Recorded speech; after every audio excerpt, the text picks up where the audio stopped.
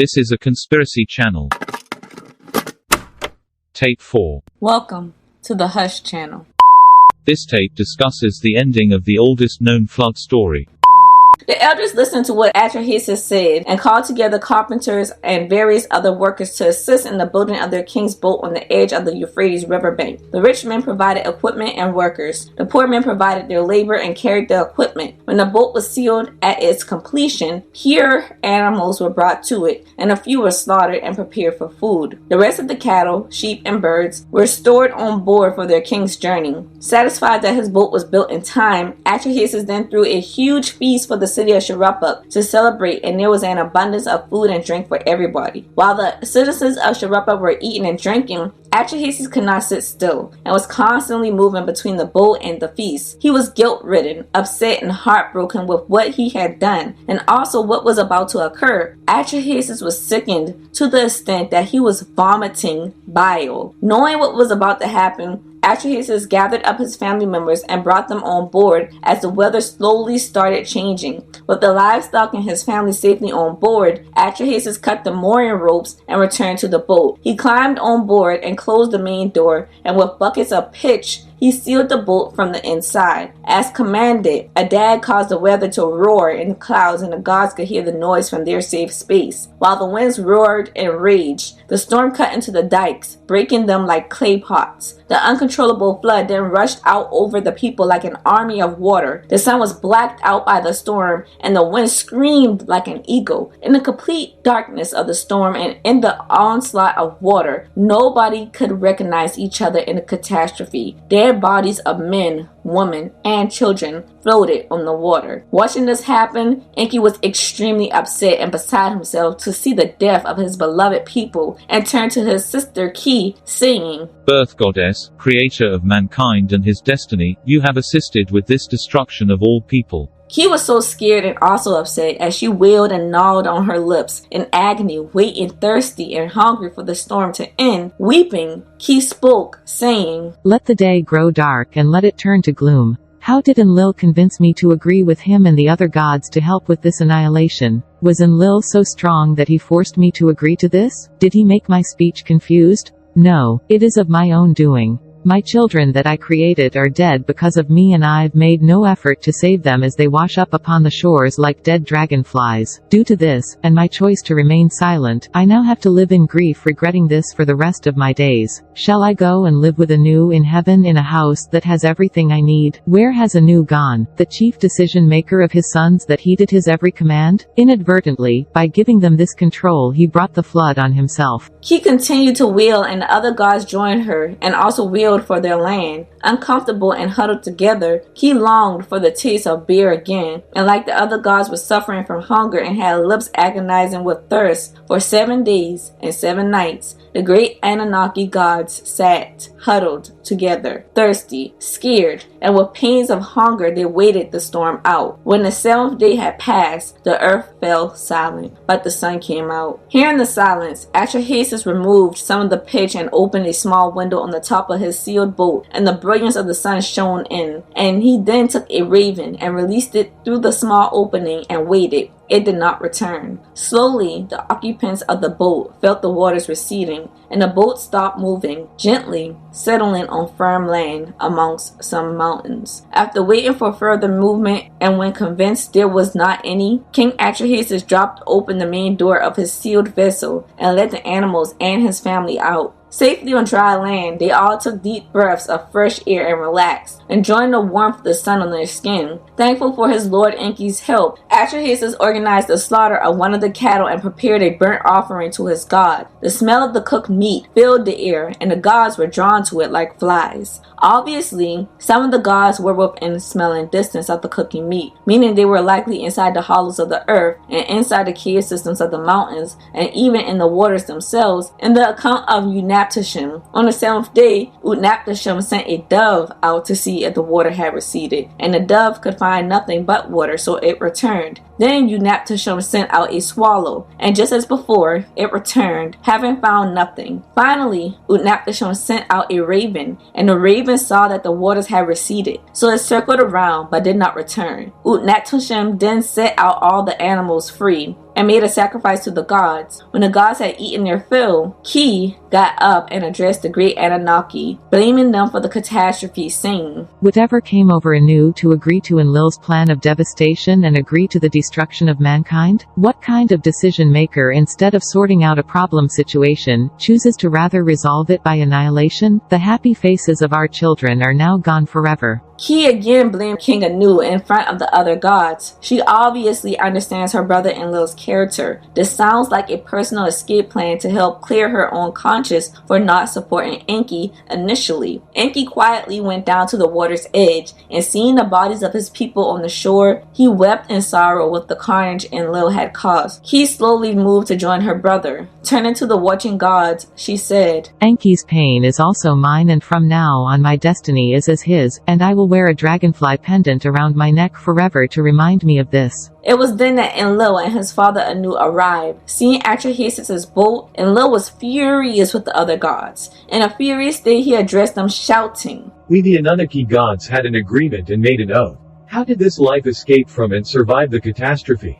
Anu then spoke up and answered Enlil, "Who but Enki would do this and disclose the order?" Seeing there was no getting out of the situation and still very upset and angry, Enki aggressively jumped up and shouted back at Enlil, "Yes, it was me who defied you all and decided to preserve life. Punish me as you will, but I have made a conscious decision and have vented my feelings to you. Where is the logic of killing everything that lives? Yes, it was me who saved mankind, and I did it to save not only them, but also for your sakes." Feeling the power of his brother's wrath and fearing that Enki would be supported by the other gods, Enlil relaxed and backed down. At the time, Enlil did not know if Enki, Ki, and the other Anunnaki had previously made some agreements and had discussions before he and Anu arrived, so Enlil was careful about how he responded to Enki. When Enlil did respond, Enlil wanted to know if the goddess Ki agreed with Enki, and then he proceeded to say that if Ki agrees with Enki, he would be glad to go along with whatever Ki decides. Enki then turns and addresses his sister, and with a softened voice said, "Ki, you are the birth goddess,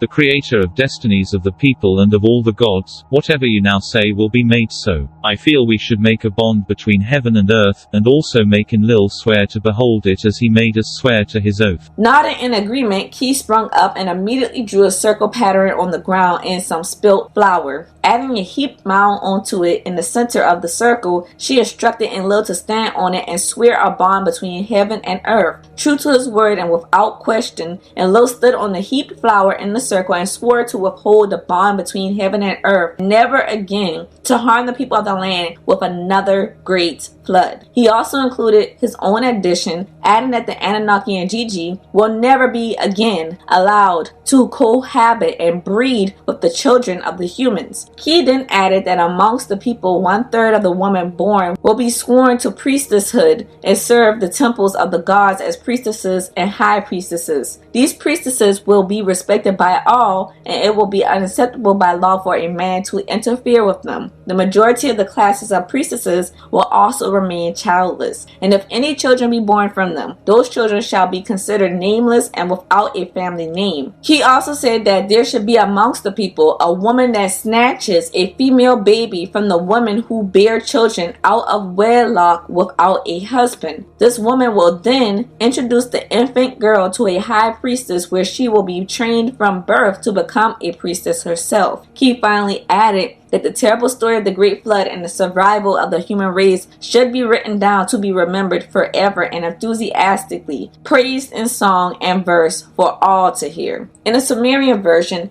Enlil rewards Ziusudra, aka Noah, with immortality, I suppose to make amends. Now, in theory, King Atrahasis, Noah, made his own bonds to heaven to ensure the survival of his descendants, mankind, us. A bond to manipulate the truth of certain details of mankind's creation and the flood story. A bond to make sure Enlil was seen as the hero so that mankind would not collectively anger Enlil again, because the next time Enlil will likely be able to completely annihilate our species off the face of the planet. This is perhaps why now Enlil is revered as Yahweh and why Enki is called Satan. Despite the fact that the Sumerians called Enlil Satan and Enki Yahweh, you even see discrepancies in the Bible when you look at it from an objective point of view. Despite Enki being the one whose name translates to Yahweh, at the end of this story, weights and measures were made so that mankind could stay in Enlil's favor, since Enlil is the entity who was given domain over the entire earth and all its contents and Anunnaki entities. And Enlil is the brother with the power to extinguish mankind from the face of the earth. So even though Enlil is the entity originally entitled Satan,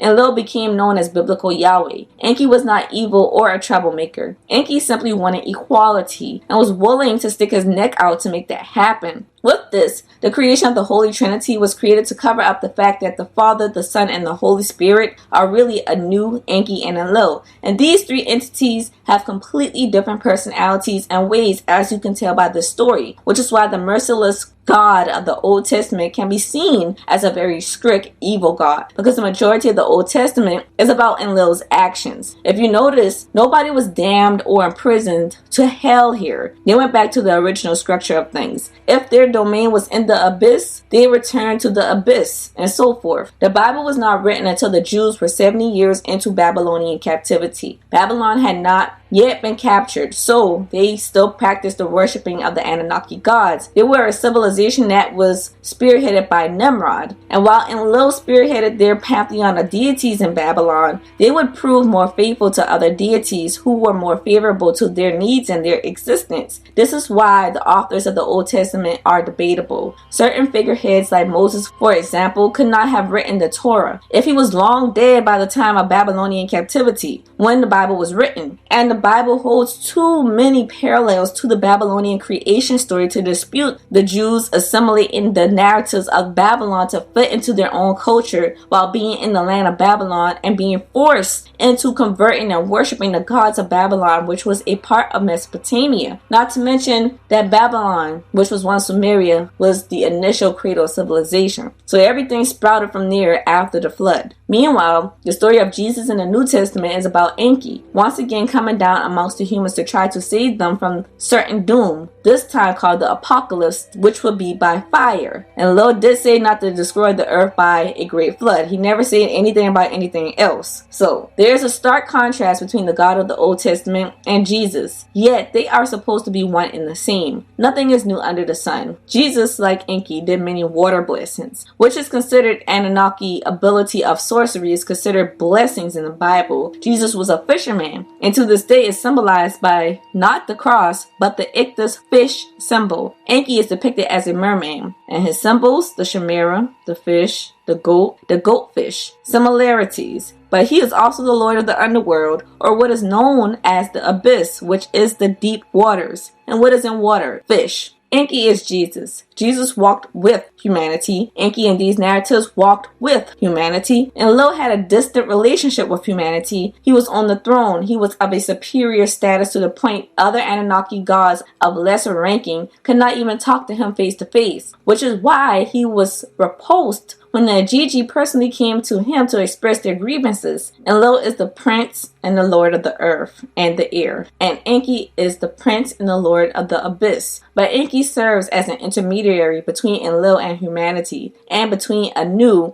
and humanity. Jesus saith unto him, I am the way, the truth, and the life. No man cometh unto the Father, but by me. Enki is not a troublemaker. He will do work on behalf of Enlil to get humans to appease and heed Enlil's law to prevent seeing us destroyed again. Many do not study demonology or how to properly perform an exorcism, but the correct way is to call on whatever figure in your religion or belief system is the assimilated name of Enki, as he is the lord of the creatures of the abyss and what we call demons. In Christianity, calling on the name of God is not enough to exorcise a demon. Jesus is. It is akin to being the lord or king of a land. If you say you are doing something in the name of the king, the subjects must oblige, no matter who they are, even if the king is not present himself. You were sent on his behalf, you have his seal, his name. The same thing applies here. The demons are Enki's subjects, Jesus' subjects. They must oblige. In the past, Enki did the same thing as Jesus did in the New Testament when he saved mankind from the plagues and droughts Enlil sent, and then eventually saved mankind from the flood. Jesus came to save mankind from the ultimate punishment of fire, and this is why the New Testament begins with Enki as Jesus and ends with prophecies of Enlil causing all hell to break loose on humans as punishment for their sins. Once again, so in theory, King Atrahasis, also known as Noah, set it up this way so that mankind could just unquestionably revere Enlil and do what Enlil says, because ultimately, even if you agree that Enki is the entity that is kinder to mankind, it is Enlil who can and will wipe mankind out. It is Enlil who has the ultimate position of authority. So to basically keep his own descendants from potentially repeating history again and getting obliterated off the face of the planet, of course it would make sense for Noah to make such arrangements as to manipulate the truth of what happened prior to the flood in a way that pits Enlil as a protagonist to ensure that his descendants do not know the truth, because if they did, they would naturally demonize Enlil and appease Enki, and history would repeat itself. Noah trying to cover up the way of the old is evident in Jubilees when Noah's grandson, Canaan, from Shem's Apocryphon lineage, found some stone tablets that survived the flood that were inscribed with the teachers of the Watchers, also known as the fallen angels and the Anunnaki. These teachers were of knowledge of astrology and astronomy and how to manipulate them and use them to your advantage. Canaan wrote this information down and did not tell Noah because he was afraid Noah would be angry at him. Because obviously Noah wanted the things of the past to be left in the past for a reason. It is because of Canaan's transgression, however, that he is left out of Shem's lineages in the Bible as if he did not even exist. People do not even understand what their God and gods even are. People do not understand that their gods have origins, backstories. They cannot see their gods outside of perfection, nor do they want to. So everything religious is just generally accepted. People are programmed from childhood into these religions, and the world's rat race nature rips them from the time it would require to even care and question or research what they've grown up on. The fact is, no matter whether you believe this story or not, the fact that our gods descended down onto this planet from elsewhere means that they are not terrestrial. They are extraterrestrial. They are aliens. And before you call me some satanic, crazy, antichrist following, blasphemous heathen, I do side on the side of common sense and reason. It is self-preservation. It is natural. It is human. I can only understand that logically. I get why the elites and our forefathers wanted to keep this hidden for the same reasons that Noah did. Because emotionally, you want to throw Enlil and whoever he is in your religion to the side and just worship whoever Enki is in your religion. But there is a method to the madness. And ultimately, if too many of us do that, we will only cause more harm than good to our entire species. History will repeat itself, and perhaps it has already begun to. Two things can be true at the same time. I can understand that the one we call Yahweh now is not perfect and leans more on the side of cruel, sociopathic, and narcissistic. However, I can understand that we as a society must still not anger him too much to prevent the extinction of Homo sapiens ourselves. End of tape 4.